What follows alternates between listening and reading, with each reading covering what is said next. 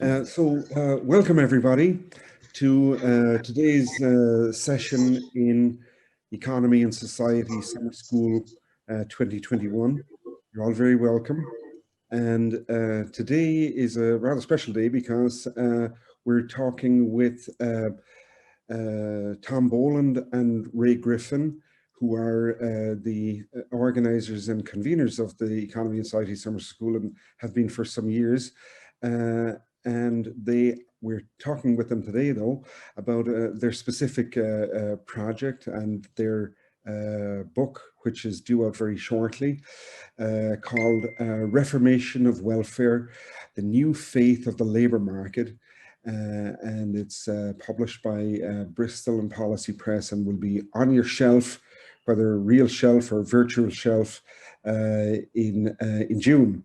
So that's something to look forward to. And now we're getting, as it were, a sneak preview of that book. An extraordinarily interesting book it is.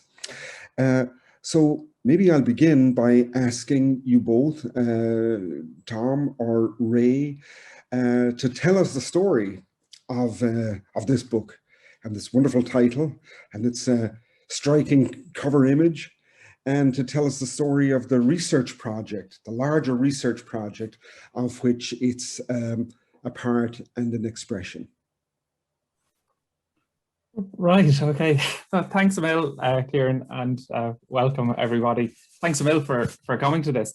I suppose this is a great opportunity for Tom and me to get our story straight, because we haven't actually talked about this book since we finished writing it a few months ago, and we've, I don't know, been attending to bibliographies and such things. But so I don't know if we have our story straight yet.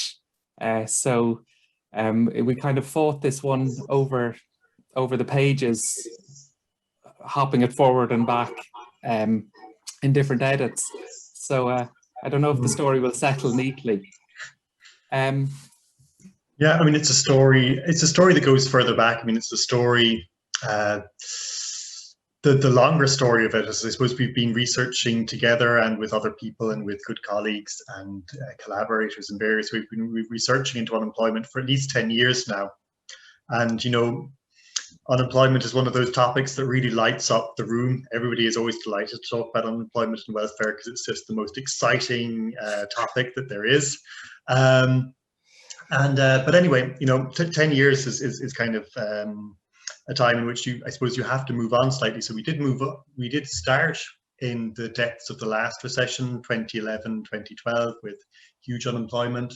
And we looked at Ireland moving towards what were called active labour market policies, just more harsh, more controlling, more behaviourally specific kind of policies that Ireland imported from the rest of Europe and applied in a way that's, you know, kind of not too harsh, but it said something like, if you want to receive welfare, you have to do A, B, and C. You must work upon yourself. You must try very hard to find a job. You must improve yourself. And we looked at the way in which that shaped people's lives. We looked at so many different things, but we mainly looked at, I suppose, via this idea from Foucault of the governmentality studies, the way social policy and processes and architecture and documents and everything kind of shape people's existence in subtle and often not so subtle kinds of ways.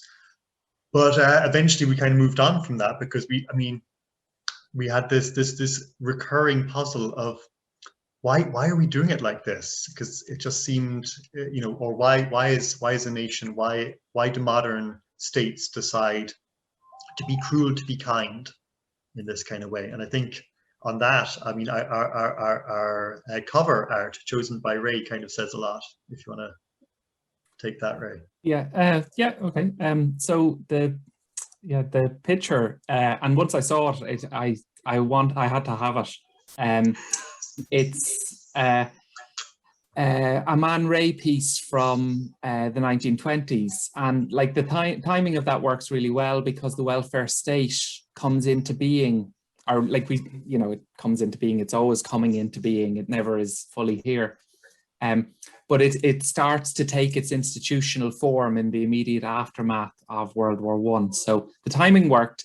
Man Ray, of course, was an American who lived in Paris, and he captured that kind of globalized, and the Dada movement was this globalized art movement. It's the start of kind of placeless art that, you know, is globally mobile.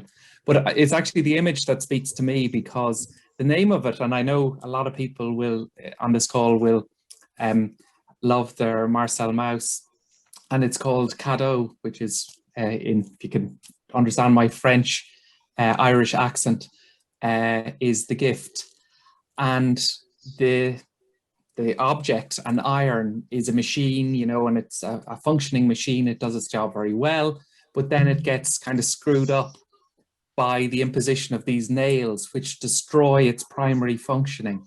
And if you ever could see a metaphor for the welfare state and where we are with the tensions, the instinct to give it and the instinct to take it away, it's in that kind of image.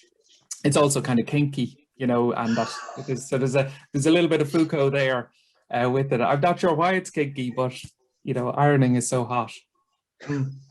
But it does speak to where we kind of started this project, because as Tom said, our work is really ethnographic, and we assemble these fragments of the welfare state wherever they are and dwell with them and meditate them and try to put them together. Like it's such a fantastically complex system, object, belief system. It's really hard to kind of cognitively hold it in your mind in all the places it's invoked and behaves. So from the dole offices to the forums to policy to parliamentary debates to weird organizations like the OECD and the World Bank and the European Union, that were, you know, none of this really kind of joins up, and it makes a lot of sense. But wherever you go in the welfare state, and any object you pick up and examine, you see the tension of the ideas behind it. That instinct to look after people and to truly care for people with a spirit of generosity, and then also the instinct to change the people and fix them and reform them and redeem them and work them over.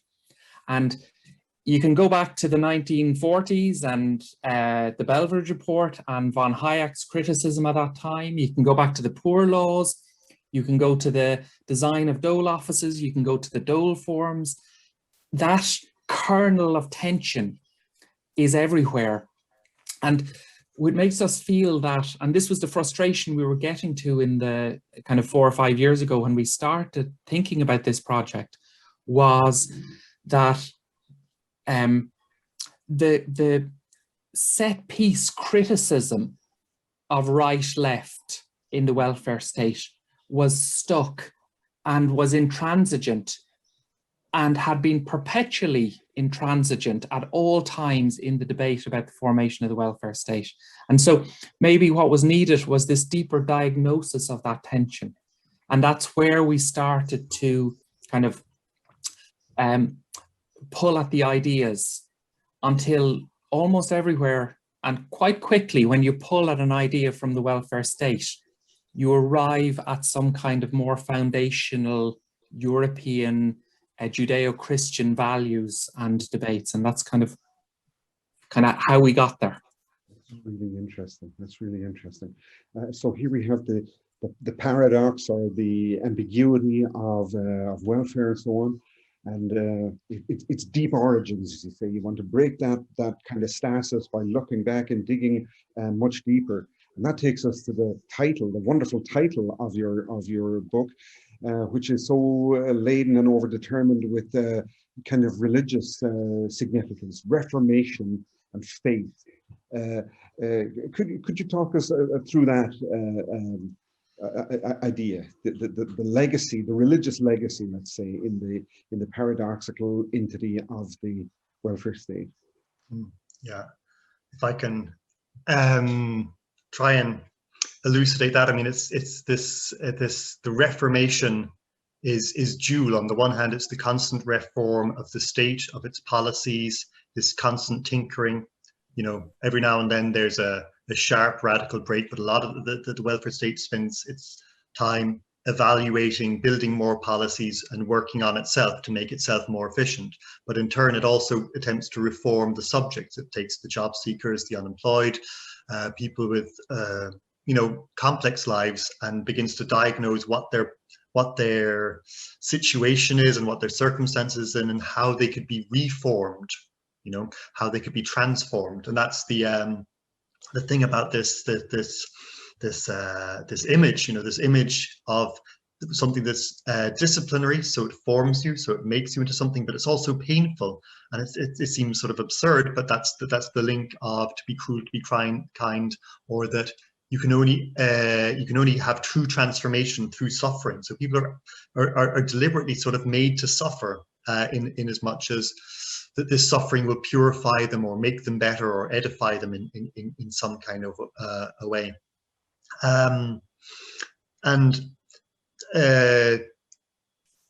When you apply for welfare, there's a whole amount of giving and legal rights and entitlements which are examined, but yet at the same time, people are sort of put to the test or put through the trial of can you get through your training? Can you apply for enough jobs? Can you prove that you can do this, that, and the other? Have you walked the streets enough? Have you suffered enough in pursuit of a job? Well, you only have suffered enough once somebody gives you a job, because otherwise you need to suffer some more. So it's kind of an endless sort of short-circuiting of that until success. And yeah, it's one which is suffused with those greater things around hope. And I suppose that idea of reformation is circular. It's not just a direction of the state reforming its individuals. There's circuits of reformation going on within the state as well. So, for example, if you look at how the European Union and the World Bank would have disciplined Greece and Ireland and other countries for the same kind of fecklessness that we often think about when we think of unemployment. And so it's a circular kind of circuits of reformation in this. And the reformation isn't functional, and I suppose this is where we were in 2015, when we were kind of going, this incredibly elaborate technology of the government, ALMPs, and making people turn up at therapy sessions and getting counseling and writing CVs and addressing their psychological, their health, their motivation, kind of a lot of quack Californian self-help isms in the thing. None of it very functional, and it's incredibly expensive to deliver. So we're kind of thinking, why are they doing this? Like, why is there such because there's no logic behind it. It doesn't work in its own logical terms. And when we look at ALMPs, like, there's no standard set of them. Every country is doing something different. They are never really happy with what they do. The evaluations are always negative, and they come back and reform their own welfare system. And so it must have a deeper meaning because they keep doing it, and yet it doesn't make a lot of sense. That's really interesting. Ray and Tom, I'm wondering if you can, okay, so your focus is essentially and fundamentally about transformation. Transformation of the subject, transformation of society, transformation of the social order. And it all hinges, or at least it has come to hinge on the ALMP, the active labour market policy. And that's a kind of a new term. And at the same time, you're suggesting that it has a sort of a much older and a much deeper sort of genealogy. Can you tell us a little bit about that? The history of the emergence and the usage of the terms, of the term and the practices, and then, as it were, what's behind it. It's kind of it's deep background, as it were. Yeah. Okay. I know Tom is silent on it. Yeah, because it's kind of the boring bit. But like, firstly, you kind of have to think. You can't understand ALMPs without understanding the welfare state and its emergence as the post-war deal. Yeah. And it kind of, the statement of the problem creates the solution. So like the problem of violence in Europe in the first half of the century, of the last century, was substantially put down to, in the aftermath in Versailles and in American kind of imposed logics on Europe, was that underpinning European violence was the problem of poverty. And that poverty, you know, that was the real war on poverty era. Like those kind of comments emerge in Versailles, and particularly in Keynes, who was instrumental in making the concept of unemployment ubiquitous and a problem of the state. It was previously a problem, worklessness was a problem of an individual, but it becomes a problem of the state in this period. And states perceive it as an existential threat to themselves and their well-being. And so to kind of understand that, you have to go back to Machiavelli and his Florentine histories, which was very much influenced by, there was a small period of time in the late 1370s when the Medicis fell for a number of years. And there was a radical workers' democracy imposed in Florence, and kind of revolution and violence until the Medicis reclaimed their position. And so in kind of Machiavelli's, he kind of is his tutorial on statecraft and how power works. This lesson, he rewrites that. The traditional Florentine history claimed this was the wrath of God that caused this revolution on the Medicis, but he rewrites it and says it was really poverty, and there was a few bad harvests, the weather was bad, poverty had gotten out of control, and the Medicis had lost control of their state. And so that this is something you always need to have an automatic stabilizer for.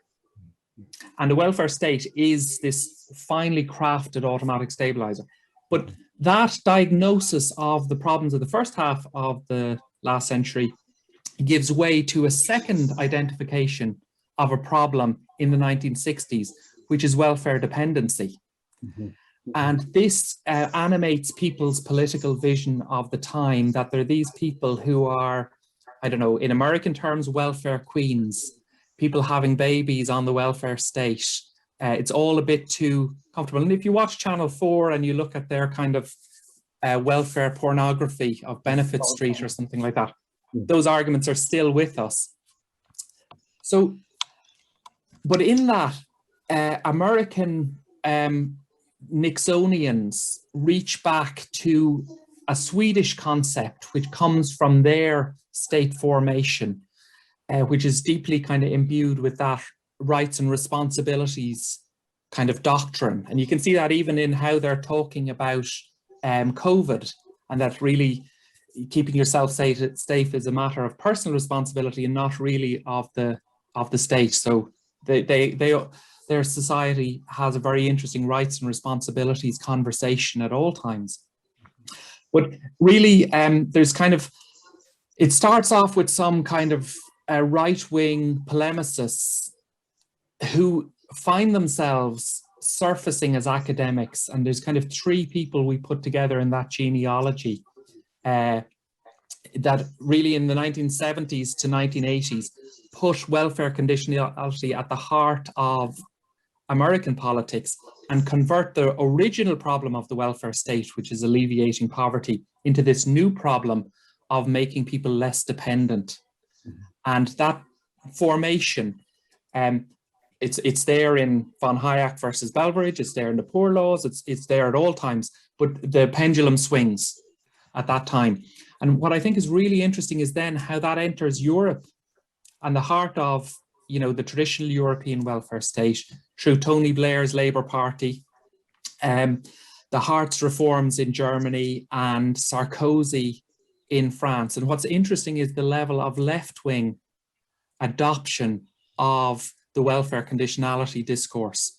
And once the problem is established, then the solution is obvious. And the solution is to make welfare tougher and put your spikes on your iron so that it stops functioning as comfortably as originally designed.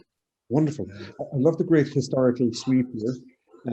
You know, not just the biblical, theological one, but you know the various iterations and reiterations from Machiavelli to Hayek, for instance, and how you know we see maybe the origins of welfare, as you describe it, as an anti-revolutionary technology, in the difference between Russia and the way in which the Tsars went, and Bismarck's response to that, and so on, and how that plays out in various forms all the way up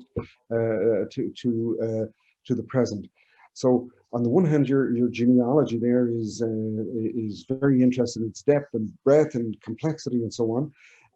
And I'm wondering if I could ask either one or both of you to speak to how you describe that as method. How do you go about doing this kind of research? I see in the introduction you try to specify the kind of genealogy that you guys do. You know, you're bringing your own stamp to this. Would you tell us a little bit more about that? It's interesting. It came up a few times in this series, talking about how do you do this genealogy, because as Ray describes it, you have this back and forth between left and right, different visions of welfare, and this stasis.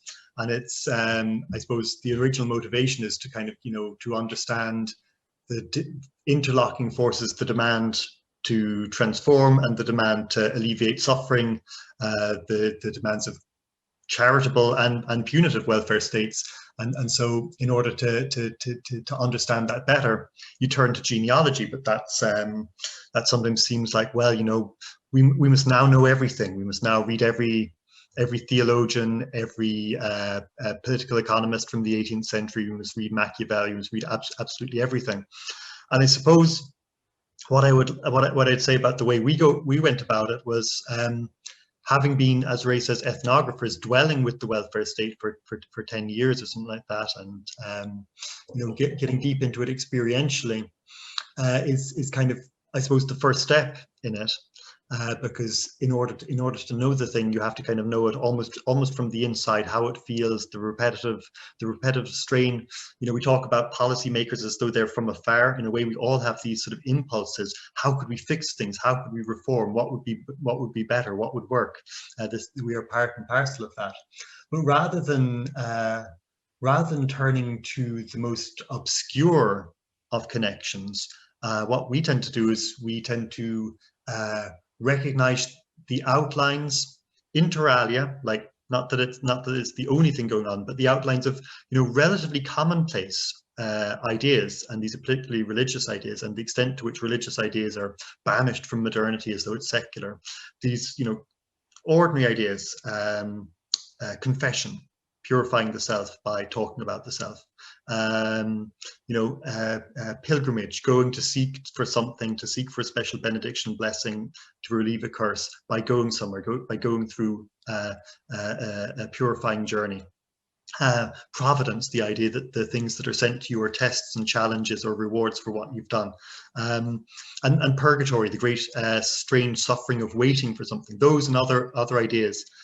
What we found was once you acknowledged that these things could actually persist into modernity, perhaps unrecognized, but still as models for the ordinary conduct of life, the ordinary ethics of economic job seeking and building yourself up or working on yourself, or that they could actually filter into the way in which states govern people, rather than states can be considered as evidence-based scientific policy evaluation machines that would do things rationally and logically, recognizing those things that are common culture rather than hidden special esoteric knowledge. I suppose that's our approach. So I think it's a much so it's the kind of approach that is, I don't want to say it's easy, because it's actually quite hard, because you have to then recognize yourself in all of this, you know.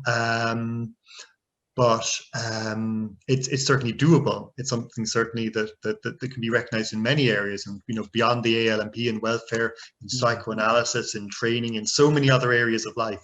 There is the persistence of religious ideas once we're willing to recognize them. That's right. Well, that's extraordinary. So there's your insight. There's your way in as sociologists, as social theorists, with some sort of a recognition that, let's say, as Durkheim says someplace, religion is a fundamental and permanent aspect of humanity. You know, so one of the great kind of conceits of the Enlightenment and modernity is, well, we're now secular and rational and so on and so forth. And in fact, you're kind of showing how, well, no, all of these things persist and are reiterated in various forms in the contemporary context. And here we have the wonderful case of that. So guys, we've spoken for about a half an hour, and maybe it's time to open the floor to people's questions and comments and so on. And I see a question from Rafaela. And Rafaela's question is, with welfare reforms, there are many changes in market demands for companies, corporations, and employers.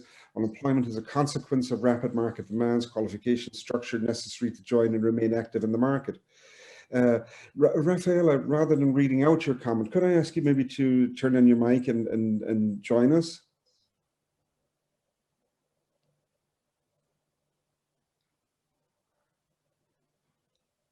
Rafaela, are you with us? And Arpad has a question. Arpad, just turn on your mic and join in the conversation. Okay, do you hear me? Yes. Okay, fantastic. No, I have a question. Basically, sparked by what you were saying and this strange image that you were having. I just looked up in the on the internet, and the title is indeed gift in English, but in French there are two different words. And Marcel Mauss is don, which is a much more broader sense of giving a gift. It's a kind of mirror translation of the gift, but the cadeau is a different thing, and it has a strange etymology and controversial. You probably know that the object was actually stolen the first day it was exposed in the exhibition, which is sort of a funny story of but I think it's an extremely interesting object because it brings out in fact, in my understanding, the kind of tricky nature of the gift of the welfare state, because and this is really my question of, is the welfare state a kind of the equivalent of gift for a trickster society in a trickster world? Because that's the sort of everything around the welfare state or welfare is it's a question of, I don't want to put in a cynical key, but that's the reality we have, that it sounds so nice, and it's basically a kind of panacea for everyone. I mean, the French title of the welfare state, as you probably know, is l'État providence. That's the official title. So it's the providential state. So it's the state who is really a kind of secular god. And of course, it goes back to the entire French Revolution as a kind of secular divinization movement. It gives you everything. And yet, is it all a trick? Or is it coming out as a trick, creating dependency, and it gives you a gift? So it's basically the par excellence gift giving and charity for a secular trickster world. Is it something like that?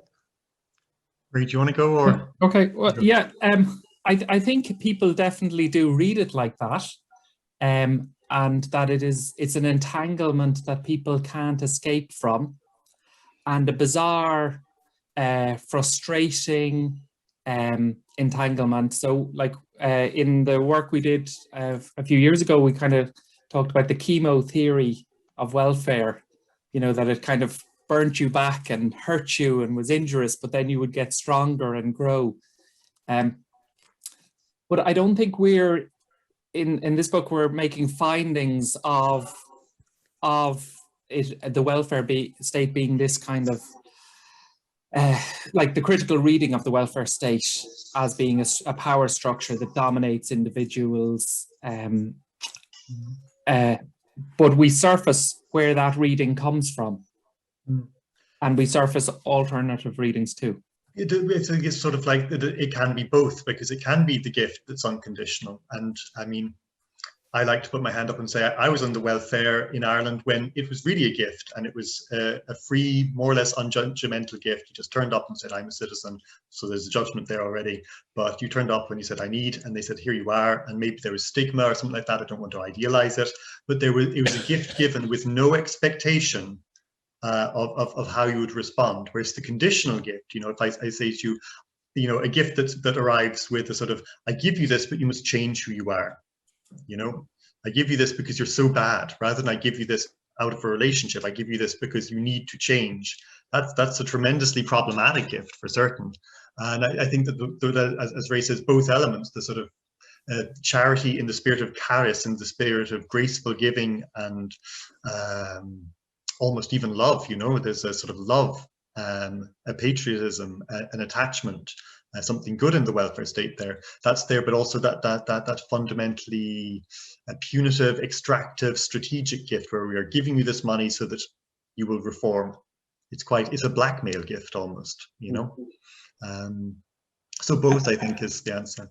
And maybe to kind of circle back as well to Rafaela's question or comment more.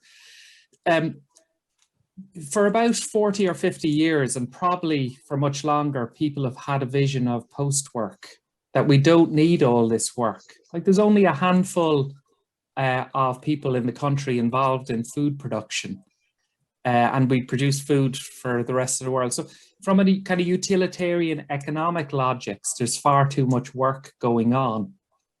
And David Graeber and Andre Gorse and other people who would talk about kind of post-work would say that after work is no longer, you know, a necessity. Like, when our subsistence needs are met, we enter this strange realm of synthetic work, of bullshit jobs, of these kind of infinite horizon jobs that you can never have too many Instagram accounts or do too much tweeting or read every academic paper on a particular topic.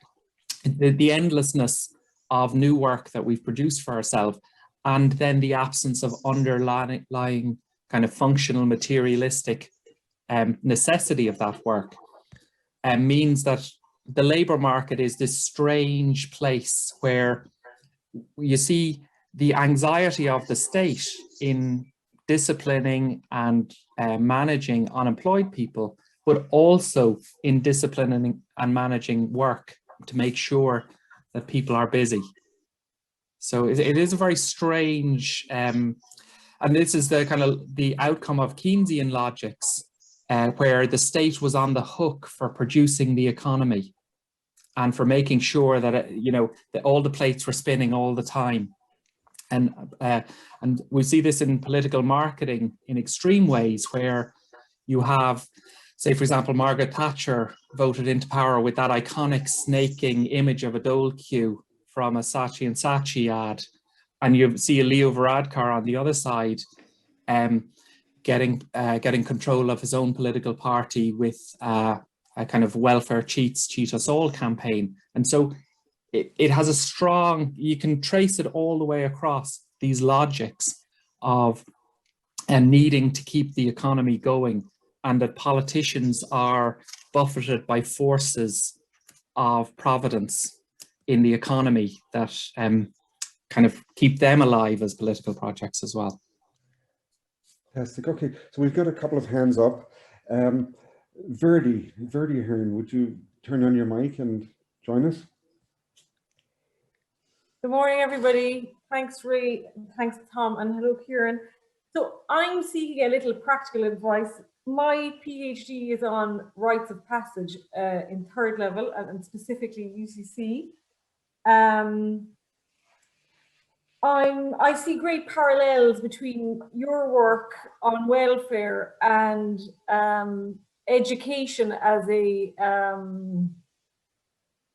you know, a rite of passage, and all this talk of you know, Paulo Freire's thing about education is a personal and societal transformation it should provide. So at the moment, I see in education at third level, it's very massified, it's very commodified.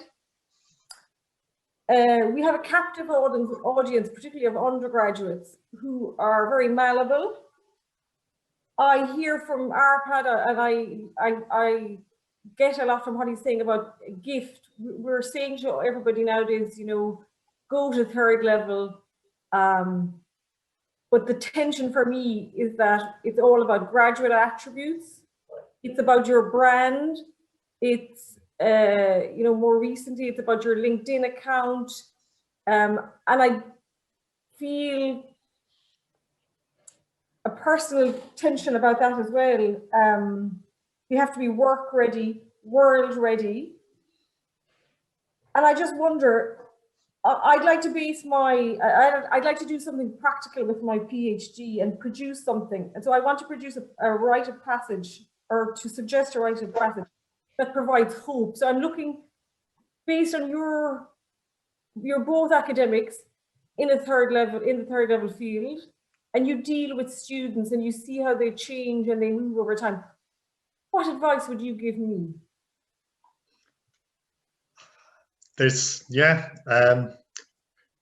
What you're saying really resonates straight away with this thing of the students being malleable.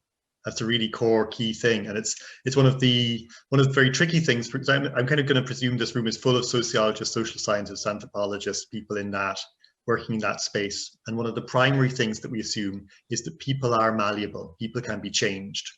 And it's very interesting. I mean, how can you do your research without thinking that circumstances change people? But what if that too, in its turn, were an idea we inherit from our culture, from Judeo-Christian thing with people are the clay and you can mold them and you should be molded in the hands of providence, and these tests and trials that come to you shall transform you, like the refiner taking the rust off of the metal, or finding the gold within the dirt, or something like that, you know.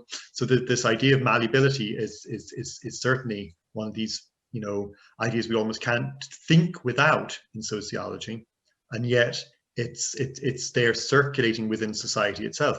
What you're describing to me sounds a little bit like, you know, a rite of passage. It sounds like a pilgrimage. You go to college, you go through this pilgrimage, you go to this great place, seeking transformation, seeking benediction, seeking not something terribly easy, but a trial that you can handle, and a trial that will change you in a way that's meaningful. But, you know, I mean, with all of those things you outline about, you know, job market pressures, LinkedIn pressures, performance pressures, it can be so much of a fake pilgrimage. And when we teach so many students and we don't get time to talk to people, well then what kind of connection do you really have to the masters of ceremony, and so on and so forth? So that's many people float through college just, you know, painting by the numbers, ticking the boxes, doing the thing, but people are coming to it hungry for what you're describing, what you could make for them, a rite of passage that you can make for them. I've no idea, but I can see how your approach and ours would actually stick together. Yeah.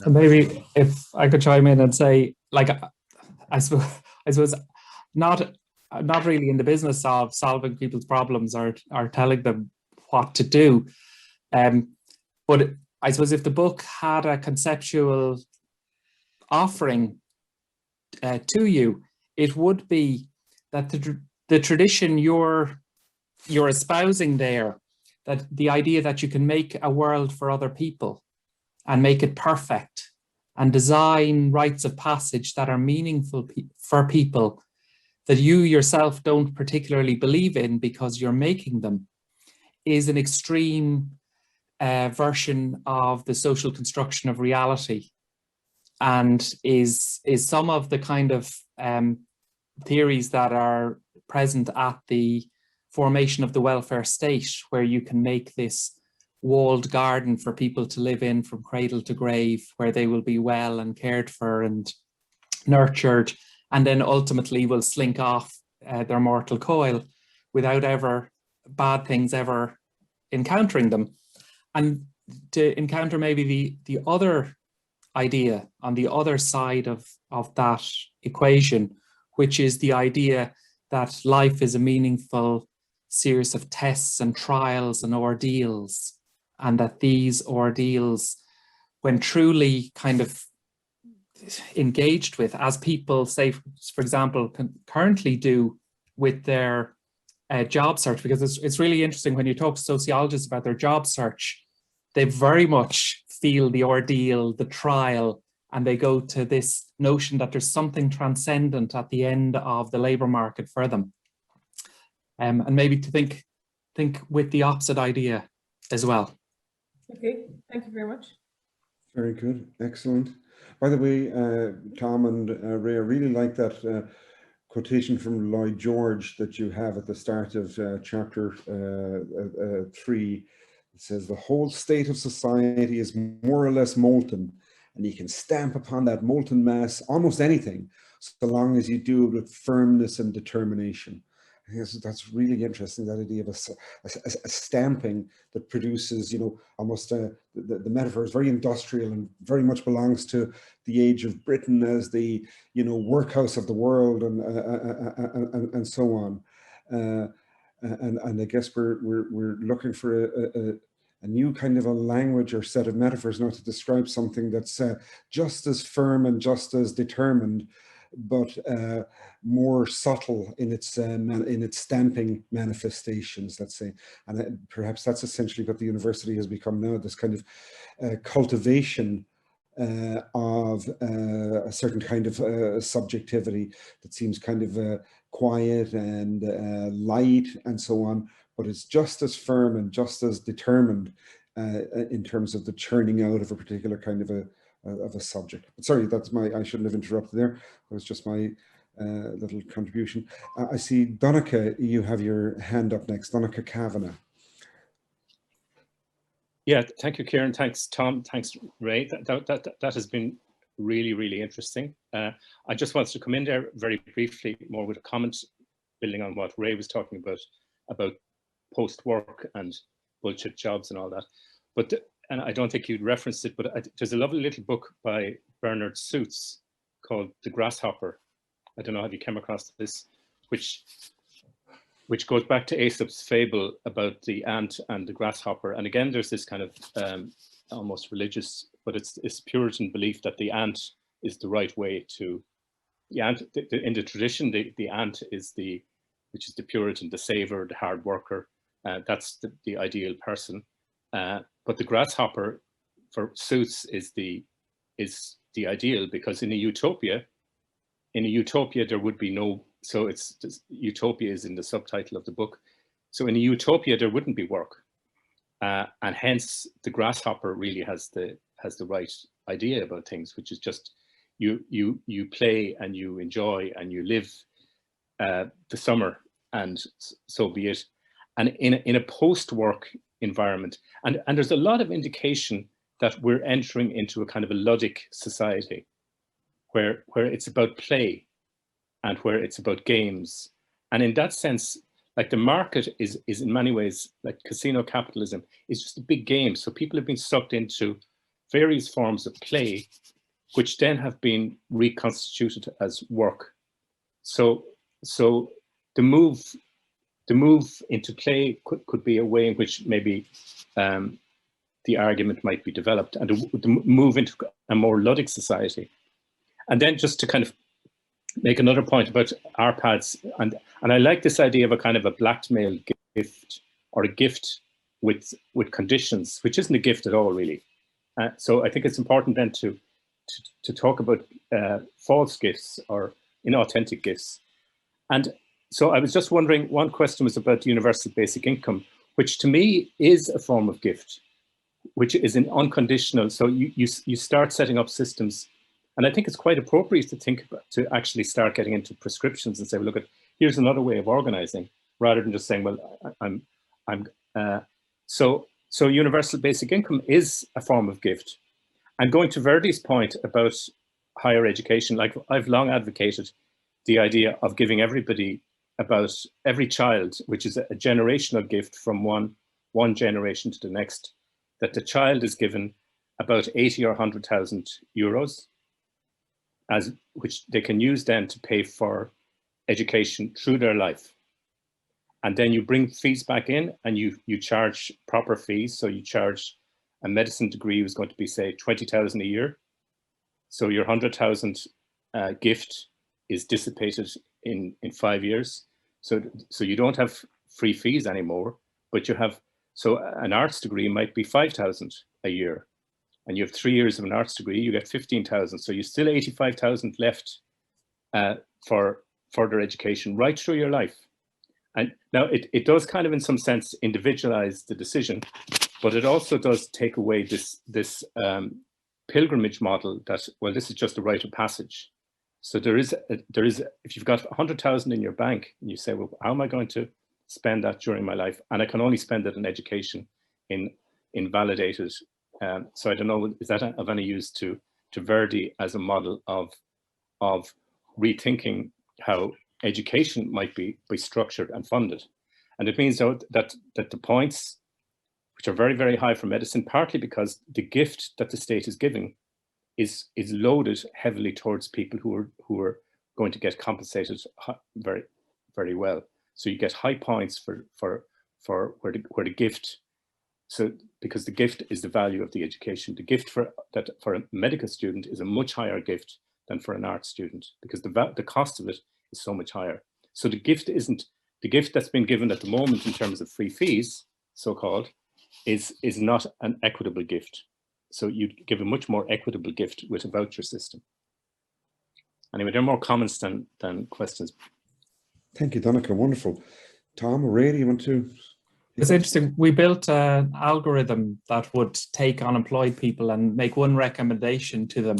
And we couldn't get the algorithm to stop recommending doing a degree in medicine.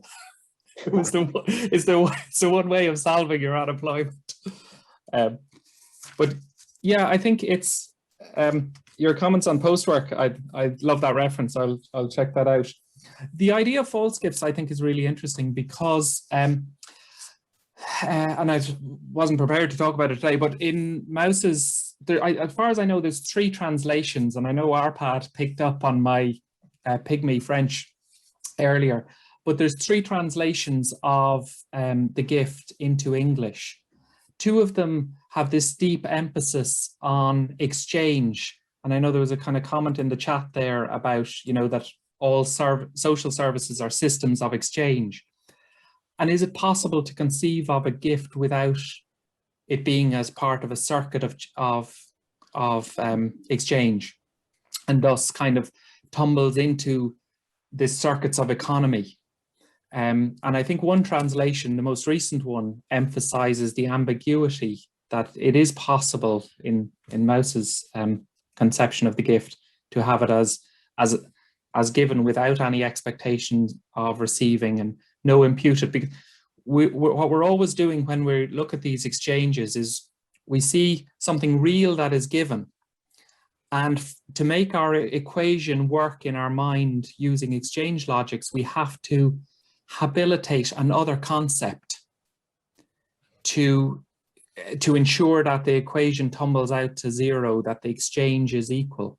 And so in accounting, for example, we invent concepts like goodwill, which are just pulled off the wall to make the equations work. And similarly with the welfare state, it has to tumble out into these exchange logics, which I think are quite a nihilistic vision of life, where there's nothing beyond the economy. So I think there's something really there that, we haven't really probably teased out properly. Thank you. Thank you. Very, very interesting. Okay. I have a question from Paul O'Connor. Paul, do you want to come in? Thanks, Kieran. Hi, Tom. Hi, Ray. So I really like your central thesis, and it really resonates with me, this idea of the religious, moralistic roots of the current welfare system. I came across a report only the other week. Some survey had been done in the UK, and amazingly, more than 40% of people in that survey were saying that those who'd lost their jobs over the last year due to the COVID crisis, that it was their own fault because they obviously weren't doing their jobs well enough or whatever. And these people obviously hadn't taken account of the fact that if you shut down half the economy, you're obviously going to get lots and lots of unemployment. But this incredible moralism in our society around the area of work, employment, unemployment, welfare, it's a very extraordinary thing given how overwhelmingly secular society is, and yet we have these residues. My question is this penal aspect of welfare.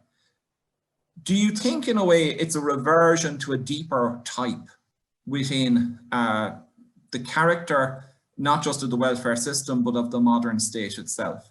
Because I suppose in discussions of welfare, often the post-war welfare state is kind of idealized, and it's set off. You have the neoliberal model of the present, and it's set off by contrast against the post-war model, which is seen as more social democratic, more solidaristic, kinder in certain ways. But that leaves out the fact that there's several hundred years of history prior to that, which wasn't a welfare state, but was certainly interventions aimed at people that weren't part of the formal labour market. So you had the poor laws in the 19th century, the 18th century, going back to Elizabethan times in Britain. You had this whole discourse around sturdy beggars and people that wouldn't stay in their parish moving around. And that was across the whole of Europe. And these people seen as a threat. And just as those labelled welfare queens or work shy or shirkers rather than strivers today are seen as a threat to society because they don't fit into a particular mould of work, of settlement, of application, and therefore they need to be reformed. You had the workhouses and a whole set of other institutions going back for 100 years trying to discipline, trying to reform, trying to make people good, Weberian modern subjects with a work ethic. So as I say, that is my question. To what extent is this a break post-war, and to what extent is it a reversion to something older that is part of the core DNA of the modern state as it emerged from the 17th, 18th centuries?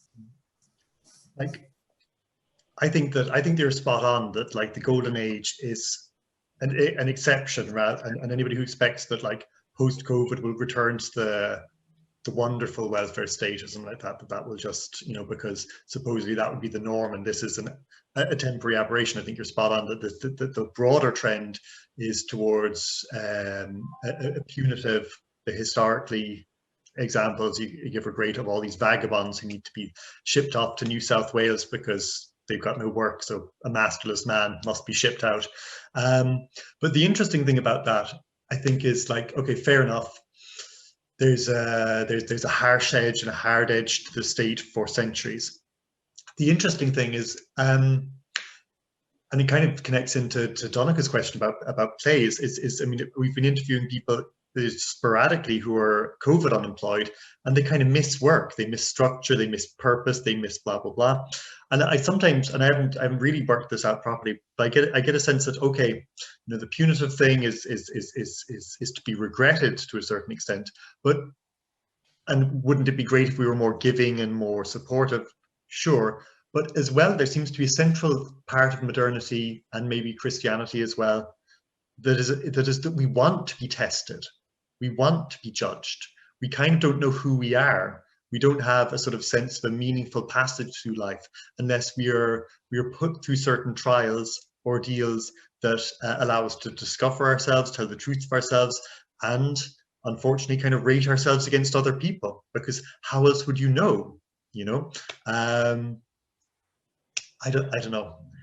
I haven't quite worked that out, but I mean, if you we can sort of feel that, oh, well, that's imposed from the state down to Facebook and Twitter and social media, who kind of give you a rating for your popularity all the time. And you and I have talked a lot about, TripAdvisor and Yelp and this world of ratings. But if we weren't judged, if there's no judging, would we be somewhat lost? Isn't that sort of central to our culture? And is that good or bad? It's in between. It's in between the punitive and the caring side of the welfare state. Excellent. Okay, well, just to give everybody a time check, it's 4 minutes to 11, and we kind of think around 11, but we're prepared to go on for a bit also if there are further questions and thoughts. I don't see any hands up at the moment, but I see that Paul Spicker has made an interesting comment, and that's the second time you've commented, Paul. Would you like to come in, perhaps? My pleasure. The comment was about exchange. There's an assumption that if we're talking about strict exchange, that it's balanced and therefore it's economic exchange. That defines largely relationships between strangers. And if we go back to some earlier exchange theory, I mean, exchange theory was very popular in the 60s and further developed in the 70s, and then people moved away from it as a concept. But Marshall Salins, who I've referred to, has a fascinating work of structural anthropology called Stone Age Economics. It's got some remarkable data from across a wide range of societies about patterns of reciprocity. There's generalized reciprocity, which Mauss talked about, which is what goes around comes around, where you don't actually count what's coming in. There's balanced reciprocity, which is reciprocity between strangers. And Salins adds a third category, which is negative reciprocity, which is reciprocity where effectively you are required in one sense or another to support or give to strangers and resent it. And resentment is built in. So the principle which Salins identifies is something that we tend to call noblesse oblige. It is the puzzling question of why in just about every society, rich people support poor people and disapprove of the people who they're supporting. And Salins lists, I think, I'm saying this from memory, the best part of 70 societies from the anthropological literature where this applies. So you've got to say, well, what's going on? What's the mechanism? And the mechanism is indeed a form of exchange, but the generalized reciprocity that Titmuss hoped would apply within the welfare state actually only applies most clearly in relation to the people we're closest to. That's how we know we're closest to them. Yeah. And the identification of that as a mechanism, hopeful as it is sometimes questioned, and particularly questioned, of course, by economists who don't believe that it's possible. I'll stop there and pass it back to the speaker. Very, very interesting. Tom or Ray, do you want to come back? Yeah, no, that is a really interesting observation, and I must kind of delve deeper into that. I suppose my hot take on that is that for economists, the kind of equilibrium of exchange is an accomplishment, and an anthropologist would always see the amazing kind of somersaults they have to do to try and achieve that ideal in their that kind of comes from their discursive practices of how they feel they make economics. I think the Machiavelli's observation is very on the and I've got done in already for my French, but here goes my Italian now. The Campati revolt is I think very illustrative of why what's in it for the rich, and I suppose a number of years ago at the Department of Social Protection's 70th birthday party, if you believe they have birthday parties, I'm here to tell you they do. I was asked what, for my views on that on the table, and my sense was that if you're winning in society, if you're rich, the system is working for you, and you become very much invested in the propagation of the system and its stabilizing forces. And you can certainly see that in the interesting conversations that are going on the kind of billionaire philanthropy and the processes and kind of questioning that's going on in that. And it's always an adjudication of how much stabilization is needed to keep the game moving, to keep me in my present position. And if you look at their giving strategies, you can see the kind of logics that they deploy when there are large sums of money at stake. So I think there's definitely something very interesting there. Yeah, thanks for the comment. Thank you very much. Well, it's just 11, Can I invite anybody else who's been waiting or thinking? Maybe you have a question to come into this point. If you haven't, I have a question that maybe I could share, and it's picking up on Paul O'Connor's very nice intervention there earlier, and it's about kind of the prehistory of the history of the welfare state and its various manifestations and so on. Now, I haven't read your book, or I've read the pieces and so on, but I haven't found any reference to the Spanish Inquisition, which seems to be a sort of an interesting prehistory, because it ran for 300 or so years, right? And it really centered around, you know, the authenticity, the verification of the subject who would be the subject of Spain under Castile, right? You know, so the Moors and the Jews and the Gypsies, and what do you do with these people? And of course, the whole project then is this very much purgatorial, inquisitional process that asks and seeks to tease out the difference, crucially, between those people who've professed to have transformed themselves, you know, converted to Christianity, Catholicism specifically, and those who were pretending, you know, who were still secretly Jews, who were still secretly Muslims, and so on and so forth. And it seems that very much a lot of the detail of the active labor market policy work is very, very similar to that. I'm just throwing that out there, Tom and Ray, as wondering maybe if you've taken that up at all. Because you do say, I think in chapter 3, that what you're looking at here is a kind of a long historical process that's really only interrupted briefly for 3 glorious decades, as they were called, the European welfare state. But other than that, you're looking at processes here that are properly gauged in terms of a century or 2 centuries or more. You know, the Spanish Inquisition formally ended only in 1834, right?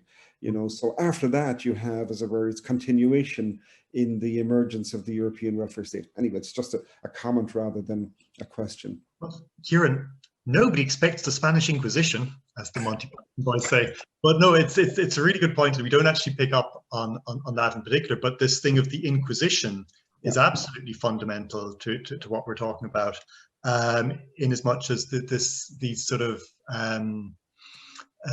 trials by ordeal is part of what's going on. You know, if you find work, then therefore you must be good, and that haphazard chance thing that is excluded. You know, and every success or failure is attributed to your character, in the providential sense. And going back to l'état providence, the providential sense of you know, economic fate is deserved fate comes in very strongly. But this thing of the Inquisition is very much, I suppose, a lurid version of confession, which is so central to European Christian religion since 1215, when confession becomes an annual duty and then an increasing duty. And it's a matter of telling the truth about yourself in such a way that you will purify yourself of the sins. And it's difficult to do this.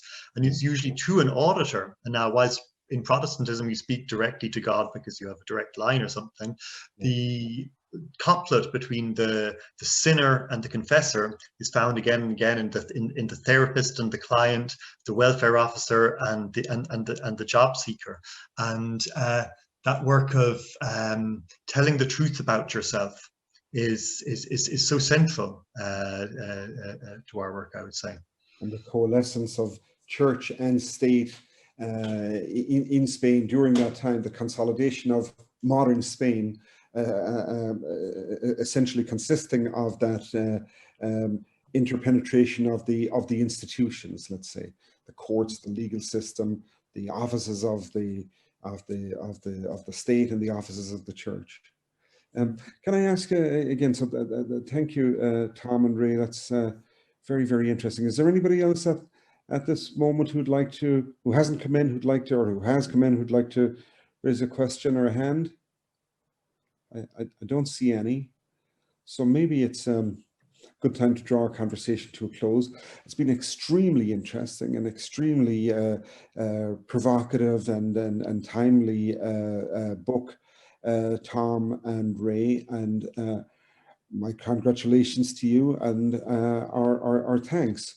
Look forward to having the actual thing, whether in digital form or print form in our hands in the summer. That's something to look forward to while lockdown continues. We'll have something good to read. So thank you, Tom, Ray, and we'll leave it at that. Thank you, everybody. Thank you very much. Thanks. Bye now.